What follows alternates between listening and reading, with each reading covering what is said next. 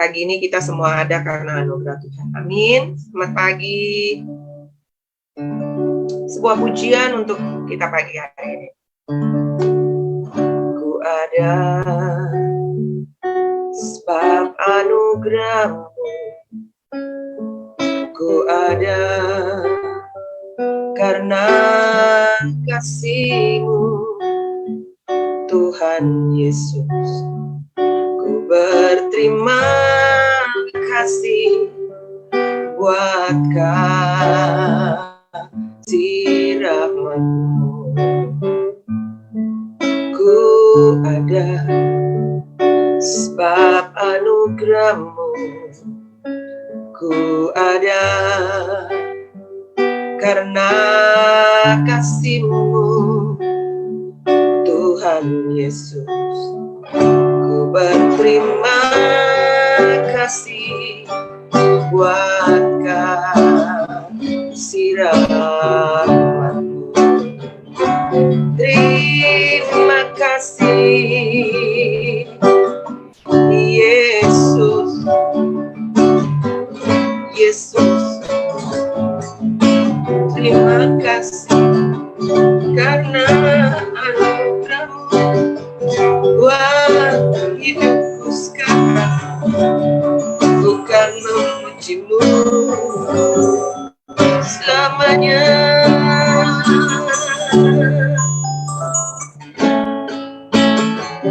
Ku ada sebab anugerah-Mu. Ku ada karena kasih-Mu, Tuhan Yesus. Berterima kasih buat kasih rahmat. Terima kasih Yesus. Oh Yesus. Terima kasih karena anugerah-Mu buat hidupku sekarang. Bukan memuji-Mu selamanya. Thank you Jesus. Oh Jesus, Jesus. Thank you Jesus. It's only by your grace that I could live today. Forever I will praise your name. Thank you Jesus. Yes. Jesus, Jesus. Thank you, Jesus. It's only by your grace that I could live today. Forever I will praise your name. Forever I will praise your name. Forever I will praise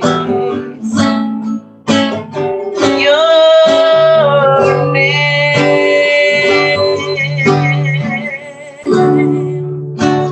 Amin. Yes.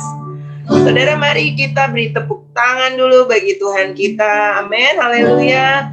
Kalau kita ada pagi ini, kita bangun, kita sehat, kita bernafasnya gratis, oksigennya nggak pakai bayar, kita hirup dengan segar, dan saudara punya semua organ masih berfungsi dengan sempurna, masih diberikan orang-orang yang terkasih di sekelilingmu, ada suami, ada istri, ada anak-anak. Wow, semua cuma karena anugerah Tuhan. Amin. Nah, saudara, apa sih tema saya pagi ini? Karena ini adalah sebuah kehidupan yang sedang dijalani dan ini sebuah kenyataan yang kita hadapi, bahwa kalau kita ada pagi ini, itu semua karena kasih karunia. Haleluya. Dan saya hari ini adalah hari pertama saya berjalan di usia yang baru. Terima kasih untuk semua ucapan Bapak Ibu. Saya agak sulit membalas satu demi satu karena banyak banget. Tapi saya thank you untuk semua ucapan, doa, berkat yang saudara kirim. Termasuk kulkas saya sudah penuh karena begitu banyak berkat, dan itu semua karena karunia Tuhan. Bukan karena saya terlalu baik atau bagaimana, enggak. Semua karena kasih karunia Tuhan. Terima kasih untuk semua perhatian Bapak Ibu. Terima kasih untuk kasihnya, dan saya sangat bangga bersyukur diberikan begitu banyak saudara di sekeliling saya. Saudara itu sukacita saya, saudara itu mahkota saya, dan saudara itulah kebanggaan saya, dan pastinya adalah kekasih-kekasihnya Tuhan Yesus. Amin, haleluya. Apa sebenarnya kasih karunia? Kalau pagi ini saya boleh bicara tentang kita hidup hanya karena anugerah, kita hidup hanya karena kasih karunia Tuhan. Maka sebenarnya apa sih kasih karunia itu, saudara? Kasih karunia itu adalah sebuah pemberian Tuhan. Amin. Itu adalah sebuah anugerah dalam kehidupan kita. Kita sering mendengar sebuah lagu yang sangat fenomenal, Amazing Grace. Memang betul. Grace itu amazing. Grace itu sesuatu yang wow, wonderful, luar biasa. Pemberian yang itu berasal dari sebuah kata, anugerah itu sama artinya dengan kata grace, itu sama dengan kata anugerah, kasih karunia. Itu pada dasarnya dia memiliki makna dalam bahasa Yunaninya itu ken. Apa itu, saudara? Diterjemahkan itu sebagai kasih karunia. Kasih karunia ini mengandung pengertian yaitu perbuatan seorang atasan yang menunjukkan kepada bawahannya bahwa sebenarnya bawahannya itu nggak layak menerima semua yang diberikan itu. Itu yang disebut dengan kasih karunia. Itu adalah pemberian Allah kepada manusia. Padahal manusia itu nggak layak menerimanya, nggak layak, nggak pantas menerimanya.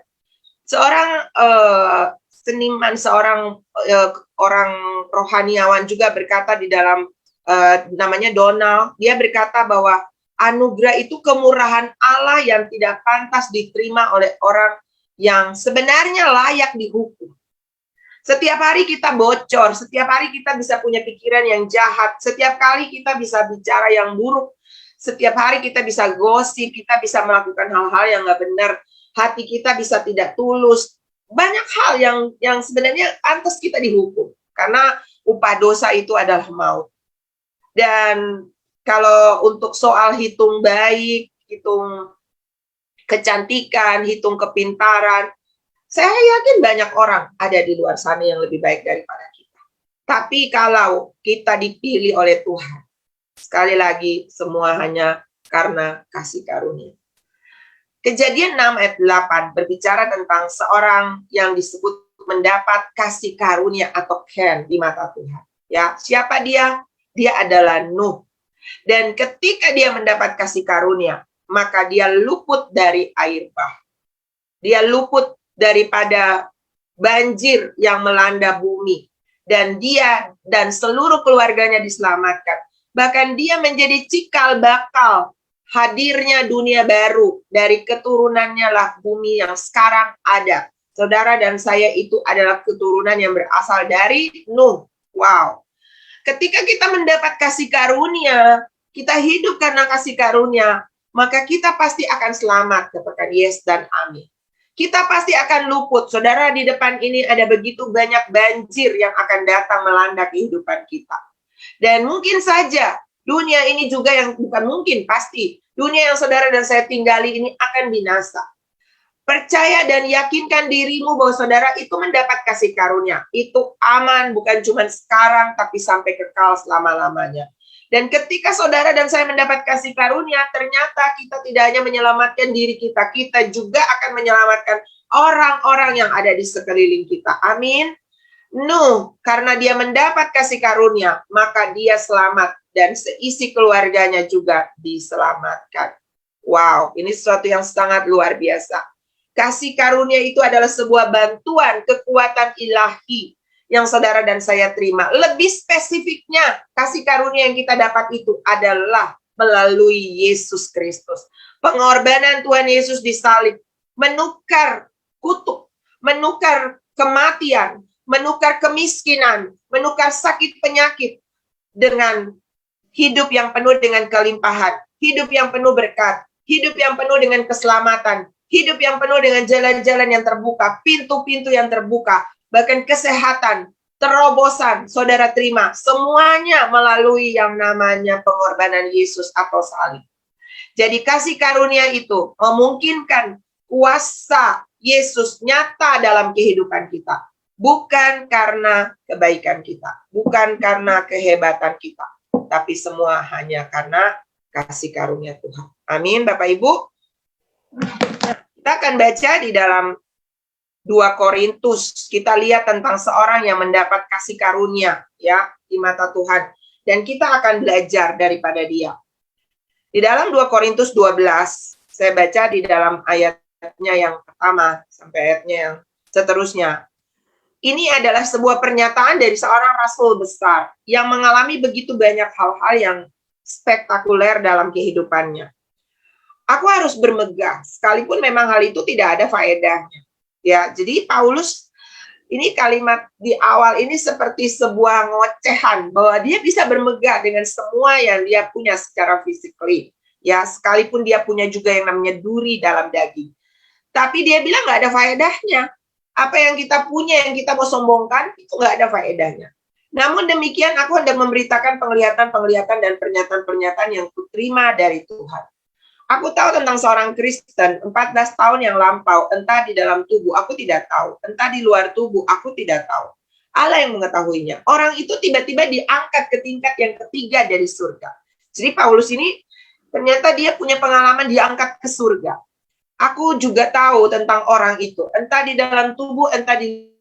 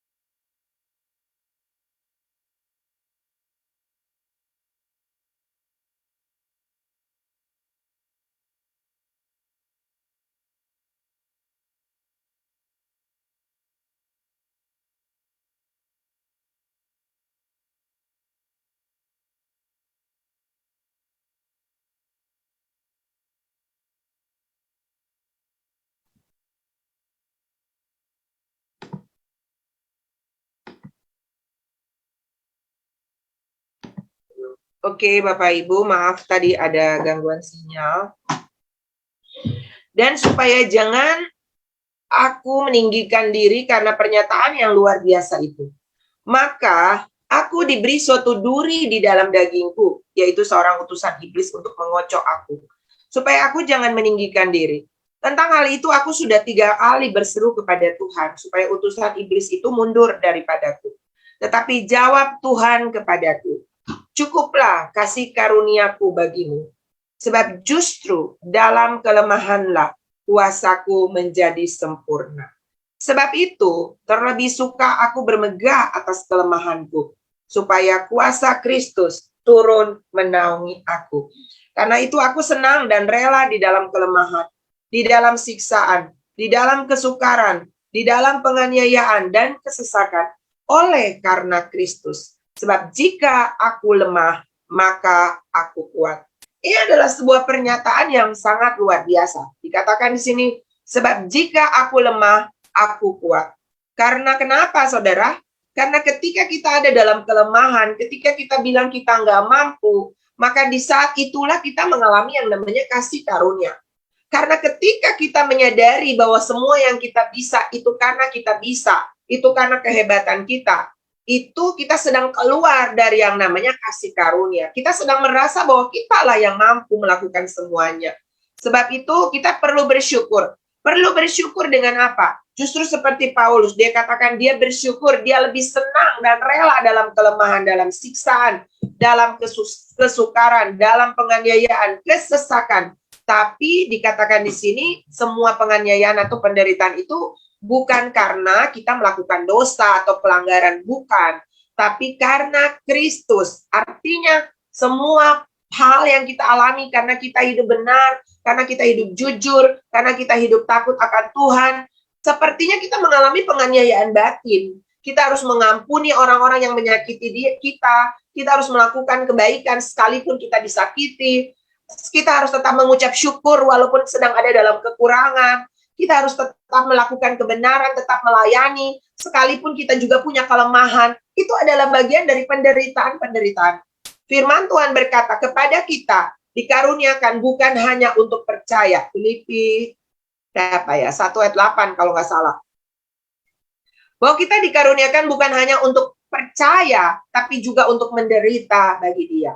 Dan justru ketika kita lemah, ketika kita merasa kita nggak mampu, ketika kita merasa kita nggak berdaya, maka sesungguhnya kuasa Tuhan akan turun. Yang namanya kasih karunia turun dalam kehidupan kita. 2 Korintus 11, dengar lagi pernyataan daripada Rasul Paulus. Dia berkata, karena banyak orang bermegah secara duniawi. Aku mau bermegah juga. Tapi ayat 22, dia menceritakan tentang kemegahan yang harusnya dia bisa banggakan. Apakah mereka orang Ibrani? Aku juga orang Ibrani. Apakah mereka orang Israel? Aku juga orang Israel. Apa mereka keturunan Abraham? Aku juga keturunan Abraham. Apakah mereka pelayan Kristus? Aku berkata seperti orang gila. Aku lebih lagi. Aku lebih berjerih lelah. Lebih sering dalam penjara. Didera di luar batas. Karam kapal. Bahaya maut. 5 kali aku disesa orang Yahudi. Setiap kali 40 kurang 1 pukulan. Ya. Tiap kali aku didera. 1 kali aku dilempari dengan batu. 3 kali mengalami karam kapal. Sehari semalam aku terkatung-katung di tengah laut. Dalam perjalananku aku sering diancam bahaya banjir dan bahaya penyamun. Bahaya dari pihak orang Yahudi dan pihak orang bukan Yahudi. Bahaya di kota, bahaya di padang gurun, bahaya di tengah laut. Bahaya dari pihak saudara-saudara palsu. Aku banyak berjerih lelah dan bekerja berat. Kerap kali aku tidak tidur. Aku lapar dan dahaga. Kerap kali aku berpuasa, kedinginan, dan tanpa pakaian. Dan dengan tidak menyebut banyak hal lagi, urusanku sehari-hari, yaitu untuk memelihara semua jemaat-jemaat. Firman ini bukan cuma untuk saudara, ini datang menempelak saya. Dalam kehidupan, dalam pelayanan yang Tuhan percayakan, kerap kali ada rasa di mana kemarin saya membuat sebuah tulisan tentang, kadang saya pernah mengalami sakit yang cukup parah. Saya pernah mengalami yang namanya depresi. Depresi terselubung, saudara. Saya pernah mengalami yang namanya insomnia, nggak bisa tidur. Saya pernah mengalami ma akut. Begitu banyak hal yang saya alami. Itu karena begitu banyak tekanan-tekanan dalam berbagai hal, khususnya dalam pelayanan. Dan ada rasa kepengen mundur. Ada rasa kepengen, udah deh, menjalani kehidupan biasa itu mungkin lebih tidak banyak tanggung jawab. Tapi ketika saya baca tentang firman ini, tentang kehidupan Paulus, rasanya belum ada apa-apanya. Apalagi kalau kita berpikir, saya tidur kemalaman, saya bangun kepagian karena pelayanan misalnya, atau saya rasanya udah berjerih lelah, saya sudah melakukan banyak hal. Saudara, kalau kita baca tentang apa yang dialami Paulus, belum apa-apa. Apalagi kalau misalnya kita lihat pengorbanan Yesus di kayu salib. Jadi semua yang kita kerjakan, pelayanan, tanggung jawab dalam pelayanan sehari-hari, dalam pekerjaan sehari-hari, jangan pernah kita membanggakan diri. Firman ini buat saudara dan juga buat saya. Jangan pernah merasa bahwa saya sudah sesuatu, makanya saya pantas kok diberkati, saya pantas kok diselamatkan. Tidak. Semua yang kita alami, semua yang kita terima, itu nggak pantas kita alami. Kalau bukan namanya kasih karunia. Amin. Seorang penulis klasik berkata, namanya Plinius, saudara. Dia berkata, Kita adalah yang terbaik ketika kita lemah. Kenapa? Karena ketika kita merasa bahwa itu bukan karena kita hebat, itu namanya kerendahan hati. Tetapi ketika kita berpikir bahwa karena saya baik, karena saya memang pintar, karena kekuatan saya, karena usaha saya, maka kita sedang ada di area yang sangat berbahaya. Itu adalah area kesombongan. Ketika kita mulai membanggakan diri, ketika kita mulai menceritakan tentang hal-hal yang baik dalam hidup kita, ini warning buat saudara dan saya. Maka kita sedang ada di daerah yang berbahaya. Seorang penulis klasik juga berkata, namanya Seneca, dia berkata, penderitaan adalah cara untuk mendatangkan kebaikan. Saudara sakit dan belum disembuhkan, bersyukurlah. Karena itu akan ada banyak waktu saudara pakai untuk berdoa. Kadang-kadang ketika orang sakit, orang datang ibadah, rajin beribadah, cari Tuhan. Saya dalam pelayanan, saya temukan banyak hal yang membuat hati saya sebenarnya miris, saudara. Tapi kadang-kadang saya berpikir, saya aja begini, gimana Tuhannya? Kalau orang sakit, orang ibadah, rajin cari Tuhan, minta terus didoakan. Tapi waktu dia sembuh, dia pergi, dia lupa Tuhan. Dia sibuk dengan urusannya. Karena udah sehat, karena udah diberkati, karena udah mendapatkan apa yang dia dapatkan. Jadi, saudara, ketika kita ada dalam kelemahan, itu kebaikan. Amin. Itu menurut Seneca. Ya.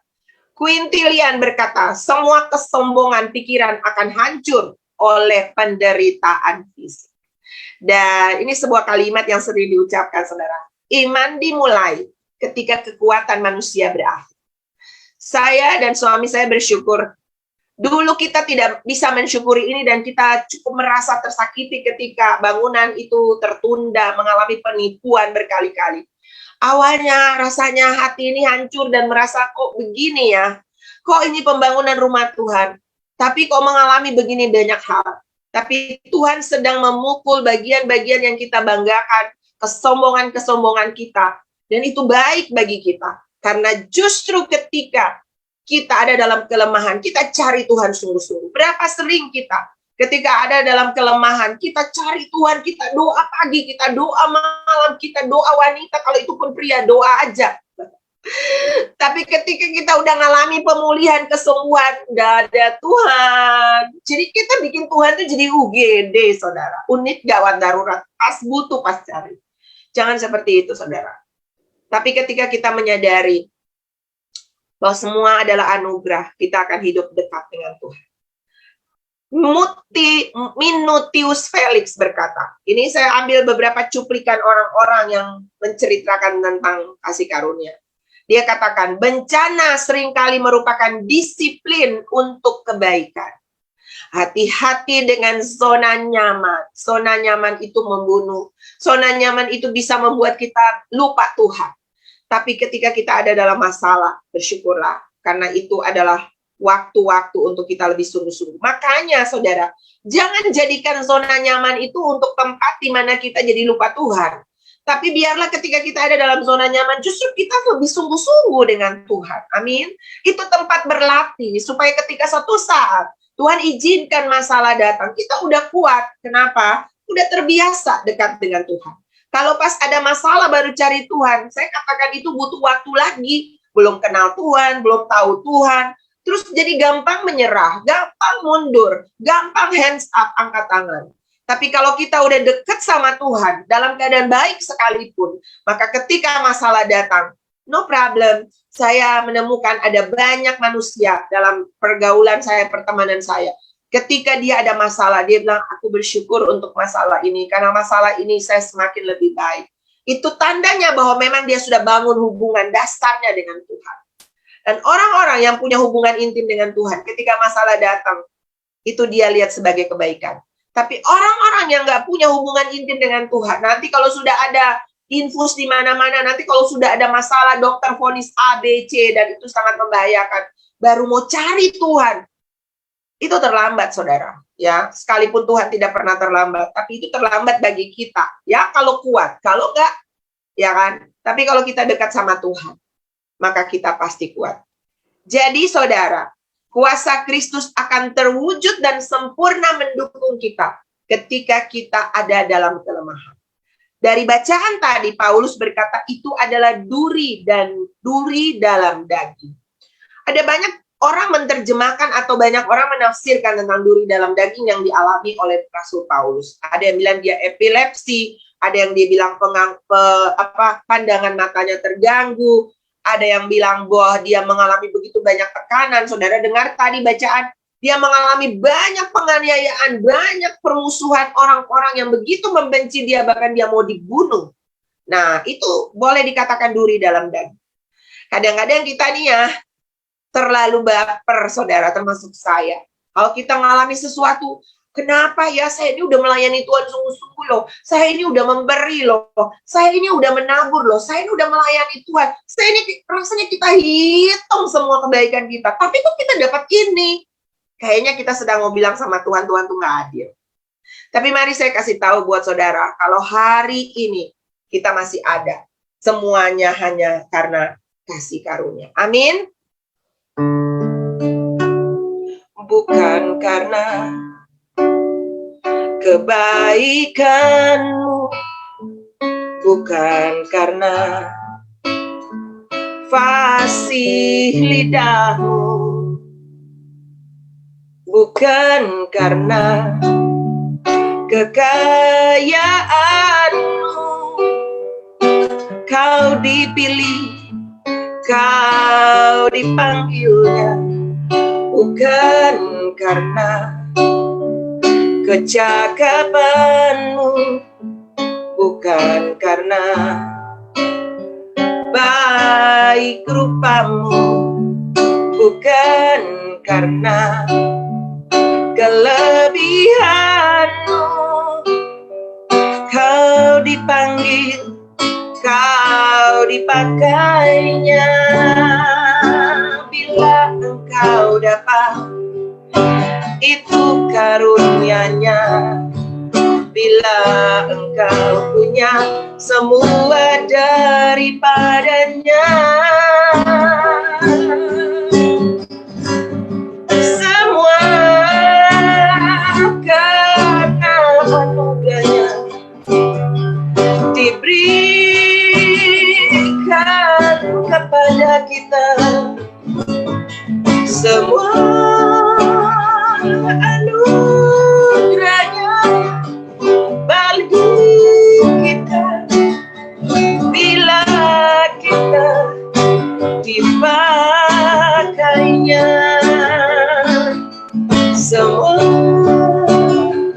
karena anugerahnya, yes Tuhan, diberikan kepada kita. Semua anugerahnya bagi kita bila kita dipakainya, bila kita dipakainya.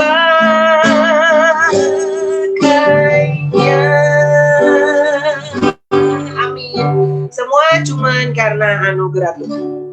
Pertanyaannya, kalau misalnya semua yang ada pada kita, kesehatan kita, kecantikan kita, kepintaran kita, kepercayaan kita, harta yang ada pada kita, kita ini cuma manajer, bukan owner, amin. Kita ini cuma pengelola, bukan pemilik. So, apa yang harus kita lakukan? Kalau kita sadar bahwa ini adalah kasih karunia, ini adalah pemberian.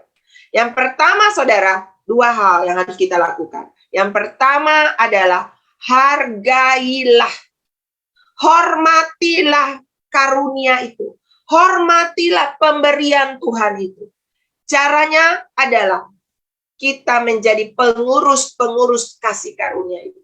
Orang-orang yang bisa mempergunakan waktu, orang-orang yang bisa mempergunakan nafas hidup, talenta, harta untuk kemuliaan Tuhan. Bukan untuk kebanggaan diri, bukan untuk kepentingan-kepentingan pribadi kita. Memang betul kita membutuhkan makan, minum, kita membutuhkan banyak hal. Tapi jangan jadikan itu prioritas. Kita berkata, carilah dahulu kerajaan Allah dan kebenarannya, maka semuanya ditambahkan. Ketika kita mencari yang lain lebih daripada kerajaan Allah, maka kita sedang salah prioritas. Dan semuanya bisa hilang bahkan daripada kita. Saudara, Ibrani 10 ayat yang ke-29 berkata, betapa lebih beratnya hukuman yang harus dijatuhkan atas dia, yang menginjak-injak anak Allah, yang menganggap najis darah perjanjian yang menguduskannya, dan yang menghina roh kasih karunia. Ketika hari ini kita masih dipercayakan, jangan main-main, saudara. Jangan hidup seenaknya, jangan hidup semau gue, jangan hidup dalam dosa, saudara. Segera kalau kita salah kembali, reposisi, lalu gila-gila dengan Tuhan. Apa gila? Gila itu generasi ingin lawatan Allah. Hiduplah mengejar Tuhan dengan semua yang ada pada kita. Jangan jadi orang Kristen yoyo, on off. Kadang kita on fire, kadang kita lemah. Betul kita bisa ada dalam kelemahan-kelemahan, tapi justru kita ada dalam kelemahan. Cari Tuhan sungguh-sungguh. Saya kadang bingung ya, ketika orang tuh ada dalam masalah, dia malah menjauh dari Tuhan. Emang bisa hidup tanpa Tuhan? Emang bisa keluar dari masalah tanpa Tuhan? Jadilah orang yang mengandalkan Tuhan. Yeremia 17 ayat 5 berkata, terkutuklah orang yang mengandalkan dirinya sendiri. Terkutuklah orang yang mengandalkan manusia. Tapi diberkatilah orang yang mengandalkan Tuhan. Ibrani 12 ayat 15 dikatakan di sana, jagalah supaya jangan ada seorang pun menjauhkan diri dari kasih karunia Allah. Jangan menjauhkan diri. Salah satu menjauhkan diri dari kasih karunia Allah itu jauhkan diri dari pertemuan-pertemuan ibadah, malas baca firman, malas berdoa. Itu orang sedang menjauhkan diri dari persekutuan dengan Allah, dari kasih karunia Allah. Kenapa? Kalau kita menjauh dari kasih karunia Allah, dikatakan di sini akan tumbuh akar yang pahit yang menimbulkan kerusuhan dan mencemarkan banyak orang. Gak heran, orang menjauh dari Tuhan itu akan muncul kepahitan, akan muncul dendam, akan muncul benci. Tapi kalau kita ada masalah, kita dekat sama Tuhan, saya yakin hati saudara penuh dengan damai sejahtera. Saudara akan jadi orang yang mudah mengampuni, saudara akan jadi orang yang mudah mengasihi, saudara jadi orang yang mudah melupakan kesalahan orang. Saudara adalah orang yang mudah untuk berpikir memberikan, mengasihi orang lain lebih daripada saudara jadi orang yang egosentris. Kenapa? Karena tidak ada akar pahit. Yang ada adalah akar manis. Amin. Akar manis itu adalah hati yang selalu mengucap syukur, hati yang selalu berpikir positif. Kalaupun saudara diperlakukan dengan tidak adil, ada Tuhan di surga yang sedang mengamatimu. Ada Tuhan di surga yang akan membela hakmu. Tenang aja, Tuhan gak buta. Saudara diperlakukan dengan tidak adil, orang memfitnah, menggosip, menipumu. Saudara gak perlu dengar, cukup Tuhan yang dengar. Kalau saudara hidup dalam kasih karunia, Tuhan bela saudara.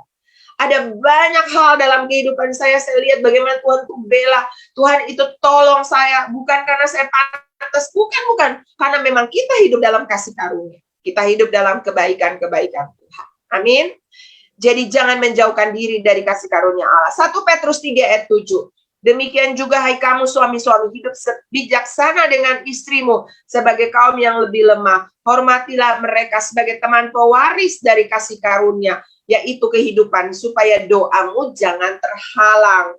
Ini buat kita semua, bukan cuma buat suami terhadap istri atau istri terhadap suami, tapi kita semua. Cara kita menghargai kasih karunia itu adalah kita hidup dengan cara saling menghormati, saling menjaga, saling untuk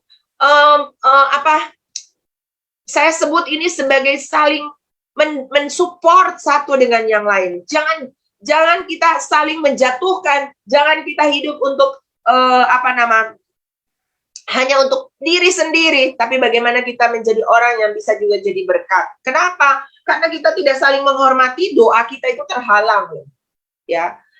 Di sini khusus dikatakan kepada suami sebagai teman pewaris dari kasih karunia. Kita semua teman pewaris dari kasih karunia. Saudara yang mengatakan bahwa dirinya adalah teman pewaris, saya adalah teman pewaris dari Pak Daud.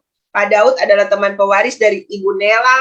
Ibu Nela adalah teman pewaris dari Bapak Uhing. Amin.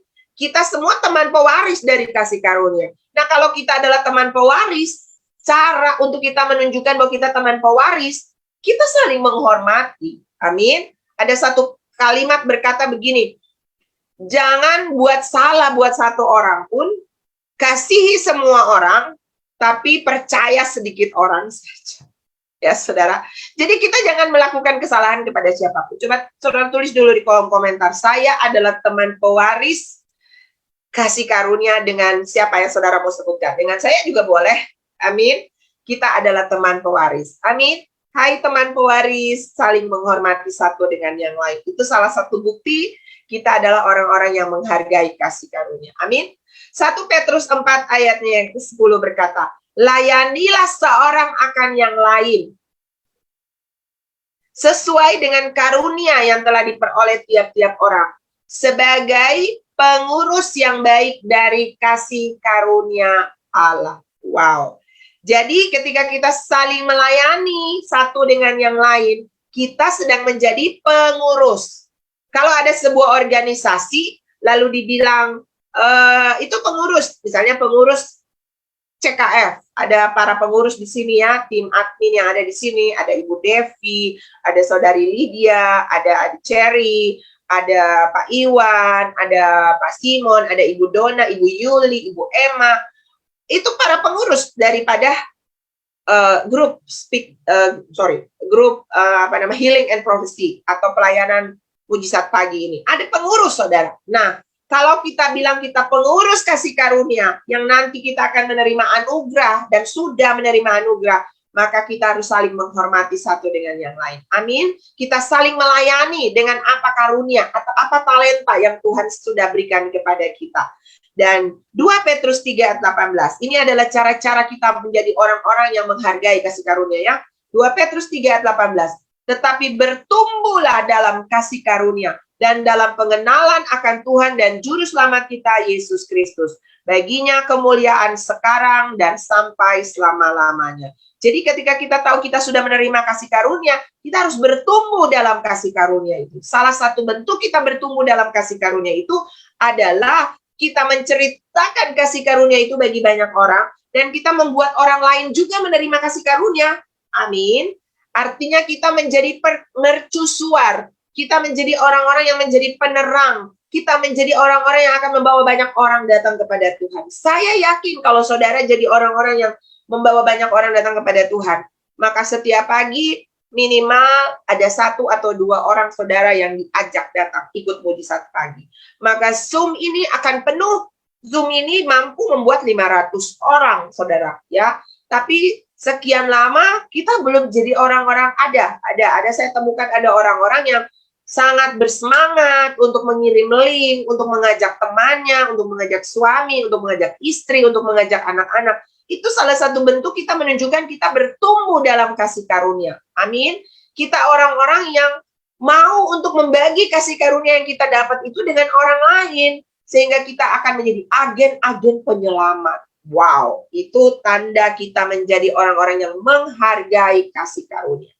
Dan yang kedua, saudara, apa buktinya kalau kita adalah orang-orang yang sadar bahwa hidup ini kasih karunia? Yang pertama tadi adalah kita harus jadi orang-orang yang menghormati kasih karunia, menghargai kasih karunia dengan cara hidup yang tadi saya bagikan kepada saudara, saling menghormati, saling menolong satu dengan yang lain, hidup tidak main-main, tidak hidup semau gue, tapi menghargai hidup yang ada dengan hidup kudus, takut akan Tuhan. Itu bentuk kita menyadari bahwa kita itu menghargai kasih karunia. Yang kedua, saudara, salah satu bagian daripada kita adalah orang-orang yang sadar hidup ini adalah kasih karunia.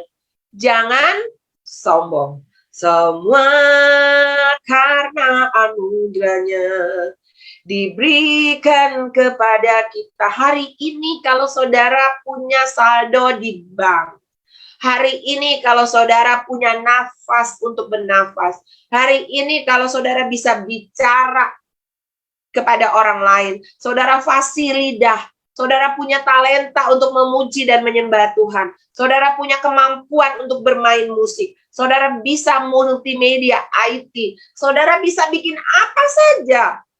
Ingat, itu pemberian.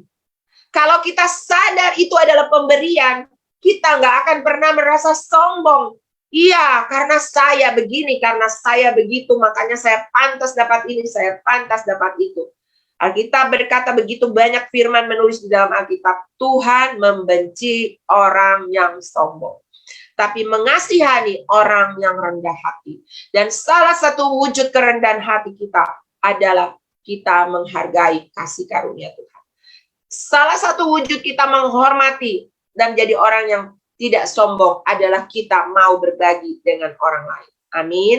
Dan saya berdoa pagi hari ini, saudara, kita menjadi orang-orang yang menghargai kasih karunia.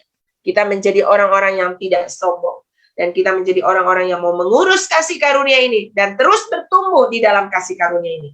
Sehingga melalui kehidupan kita, nama Tuhan dipermuliakan, banyak jiwa yang diselamatkan.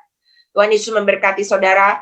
Dan sebelum saya serahkan kepada Pastor Luther, saya mau berdoa kepada Bapak Ibu Saudara yang hari ini merasa, saya ada dalam kelemahan. Saya sudah bertahun-tahun sakit, tapi kok doa belum dijawab. Saya sedang mencari pekerjaan, tapi kok belum dapat. Saya sedang mencari jodoh, tapi kok belum dapat. Saya sedang punya pergumulan, tapi kok belum selesai. Utang saya belum lunas. Saya sedang ada dalam masalah yang kok nggak selesai. Di mana ujungnya? Berhenti bersungut dan mengucap syukur. Mari saya mau berdoa kepada Bapak Ibu yang sedang ada dalam kelemahan. Saudara butuh topangan, saudara butuh kekuatan. Mari angkat tangan kepada Tuhan. Tuhan, hamba berdoa bagi setiap anak-anak-Mu. Kami percaya seperti apa yang dikatakan kepada Rasul Paulus. Engkau katakan kepada Rasul Paulus. Bahwa cukuplah kasih karuniaku bagimu. Artinya cukup. Kekuatanmu, kemampuanmu, semua yang terbaik. Sudah engkau siapkan. Dan itu cukup. Lebih dari cukup bagi kami. Sehingga tidak ada alasan untuk kami mengeluh, tidak ada alasan untuk kami komplain, tidak ada alasan untuk kami bersungut dan marah-marah dengan Tuhan, ataupun kecewa, ataupun mundur daripada Engkau. Karena kalau kami ada, kalau kami dapat semua itu juga karena kasih karunia. Bukan karena kami pantas menerimanya Tuhan, tapi ini hanya karena kasih karunia. Dan aku berdoa pagi hari ini, turunlah kasih karunia-Mu bagi setiap kami, dimanapun kami berada.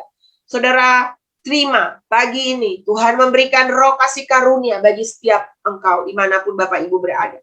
Dan kasih karunia ini akan memberikan kekuatan. Kasih karunia ini akan memberikan kemampuan untuk saudara dan saya kuat menanggung segala masalah, persoalan, penderitaan apapun. Cukup kasih karunia Tuhan bagimu. Dan justru dalam kelemahan kita lah kuasa Tuhan akan nyata, sempurna dalam hidup kita. Aku mengucap syukur untuk kesembuhan. Aku mengucap syukur untuk pemulihan. Aku mengucap syukur untuk terobosan, untuk pintu-pintu, untuk jalan-jalan yang terbuka. Dan semua yang terbaik yang kami terima, mujizat pagi hari ini. Karena kasih karunia-Mu. Terpujilah nama-Mu Tuhan, segala kemuliaan, hormat, dan kuasa.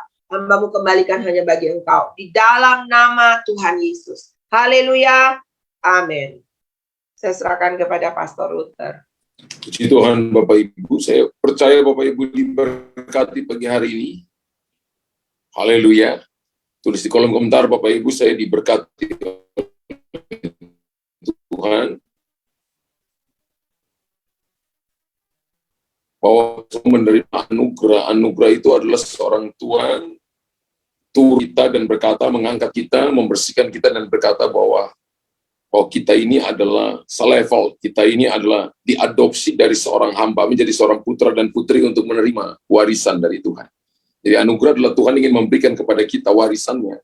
Salah satu warisan terbesar adalah Bapak Ibu dan saya diselamatkan. Bapak Ibu dan belas berkata, Yesus pergi untuk menyiapkan tempat bagi kita di mana Dia berada, kita pun berada, itu kasih karunia. Amin. Bagian kita sekarang adalah menghargai, mengurus kasih karunia, hidup dalam kasih karunia, dan saudara dan saya menikmati kasih karunia. Bukan cuma menikmati, tapi harus urus juga. Ibadah ini salah satu Bapak Ibu dan saya mengurus. Kita latih diri kita di rumah, berdoa, baca firman Tuhan, baca Alkitab, ngomong kepada anak-anak, ngomong kepada suami, ngomong kepada istri, itu mengurus kasih karunia. Saya percaya pagi hari ini kita terima sesuatu yang ilahi dari Tuhan.